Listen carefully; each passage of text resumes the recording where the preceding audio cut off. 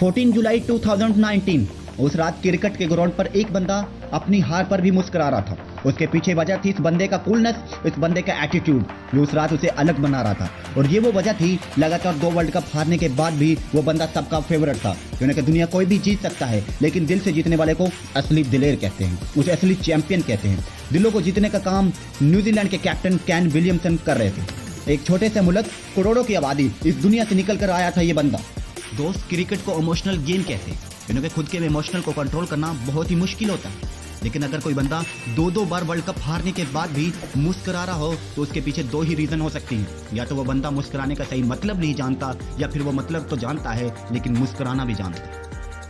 और ये वो दूसरी वजह थी जो कैन को विलियमसन बना रही थी। दोस्त, ये था वो एटीट्यूड जो कैन विलियम को लेजेंड बना रहा। दोस्त, आपका गुस्सा थोड़ी देर के लिए तो चैंपियन बना सकता है, थोड़ी देर के लिए विनर वाली फीलिंग तो दे सकता है, लेकिन कूलनेस आपको जिंदगी भर चैंपियन वाली फीलिंग देगा, विनर वाला एहसास करवाएगी।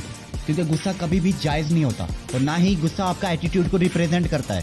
एटीट्यूड तो ये होता है कि बंदा हार कर भी मुस्कुराए। हारने वाला अगर हार कर भी मुस्कुरा दे तो जीतने वाले से ज्यादा हारने वाले के चर्चे होते हैं। इस बंदे की अपनी ही पर्सनैलिटी है जिसने पूरी दुनिया को दीवाना बना कर रखा है। इस बंदे ने प्रूफ करके दिखाया कि बंदा मैदान में हार गया तो क्या, दुनिया के दिलों पर तो राज कर रहा है आज भी और करता रहेगा।